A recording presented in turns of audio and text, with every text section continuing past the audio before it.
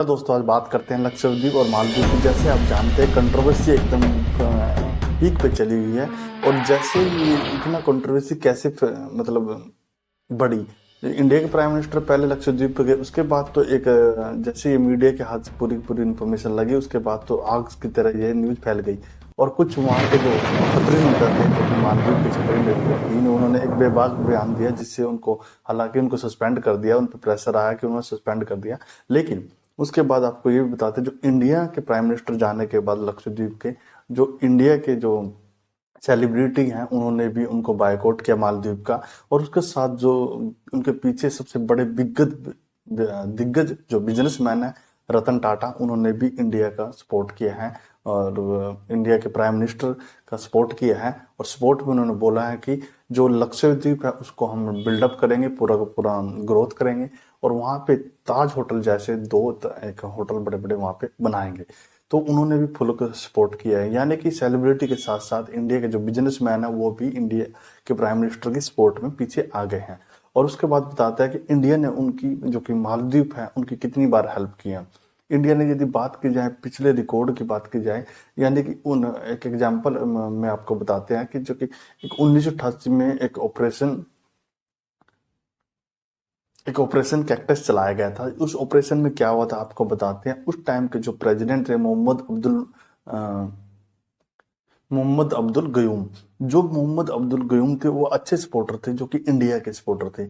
और उस टाइम के जो इंडिया के प्रेसिडेंट थे वो राजीव गांधी थे।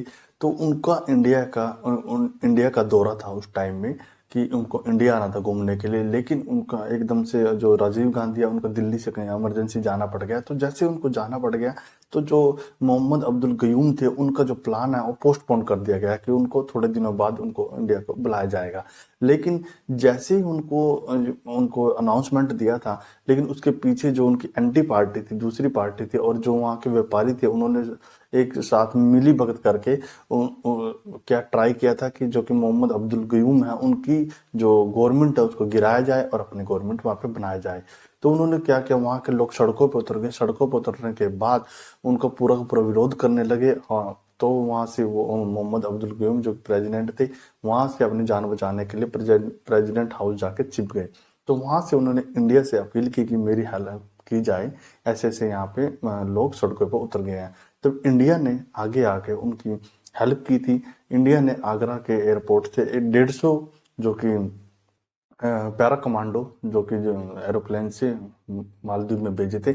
सबसे पहले इंडिया के पैरा कमांडो जो पहले पहुंचे, उसके बाद कुछ टाइम के बाद दूसरी टुकड़ी भी 150 कमांडो की वहां पे पहुंची, यानी कि 300 कमांडो की वहां पे टुकड़ी पहुंची मालदीव पे। सबसे पहले मालदीव के जो एयरपोर्ट पे उसको फ्री कराया गया, जो रोड शो कर रहे थे, जो रोड पे जो लोग उतरे थे। उसके बाद जो प्रेसिडेंट हाउस में जो कि मोहम्मद अब्दुल गयूम जो कि छिपे हुए थे, सॉरी, जो वहां पे रुके हुए थे, उनको वहां से निकाला गया। तो उस टाइम में ये इंडिया ने जो ऑपरेशन कैक्टस चलाया था, सबसे पहले ये हेल्प की थी। और यदि उसके बाद बताते हैं आपको, उसके बाद बताते हैं आपको operation C wave. Operation C wave 2004 में आया था, जो कि समुद्र चेन्नई के आसपास वहाँ पे इतना जो जो सी वेव थी उनकी इतनी हाई हाइट पे चली गई थी। यानी कि समुद्री जो एक स्टॉर्म तूफान आ गया था, जो कि 56 मीटर से उनकी जो कि समुद्र की वेव थी, इतनी ऊंचाई पे जाके टकरा रही थी। और जो कि चेन्नई में तो आया था, उसका असर मालदीव में भी पड़ा था। लेकिन मालदीव में जो असर पड़ा था, उसमें वहाँ के जो लोग हैं, बहुत सारे लोगों की मृत्यु हो गई थी। और खाने के वहाँ पे एकदम से लाले पड़ गए थे। तब वहाँ की जो गवर्नमेंट ने अपील की थी कि हमारी हेल्प की जाए। तब इंडिया की गवर्नमेंट ने हेल्प भी की थी वहाँ पे। अपने इंडिया के रेस्क्यू के लिए जहाज तो गए थे और हेलीकॉप्टर तो गए थे, साथ साथ में फूड लेके भी वहाँ पे गए थे। और वहाँ पे उनकी पूरी हेल्प की थी। अकॉर्डिंग टू गवर्नमेंट के जो डाटा है, उसके अकॉर्डिंग 37 करोड़ रुपए के आसपास वहां पे खर्चा आया था उस टाइम में। और उसके बाद 2005 में भी इंडियन गवर्नमेंट ने उनको 10 करोड़ रुपए दिए हैं, 2007 में भी 10 करोड़ रुपए दिए हैं। उसके बाद जो तीसरा जो ऑपरेशन चलाया गया था वहां पे, ऑपरेशन नीर चलाया गया था 2014 में। जो मालदीव की राजधानी है वहां पे, जो कि जो जो मालदीव की राजधानी है वहां पे एक बहुत बड़ा मालदीव का वाटर ट्रीटमेंट प्लांट लगा हुआ था। तो उसमें आग लग गई थी। जैसे उसमें आग लग गई थी, वहां के कम से कम 1 लाख लोग ऐसे हो गए थे जिनको पानी की किल्लत हो गई थी। और पानी की किल्लत होने से जब तब भी वहाँ की जो गवर्नमेंट ने इंडिया से बोला था कि हमारी हेल्प की जाए, तो इंडिया के जो जहाज थे यहाँ से बहुत सारा पानी 350 टन पानी यहाँ से लेके वहाँ पे मालदीव में गए थे, तब उनकी हेल्प की थी।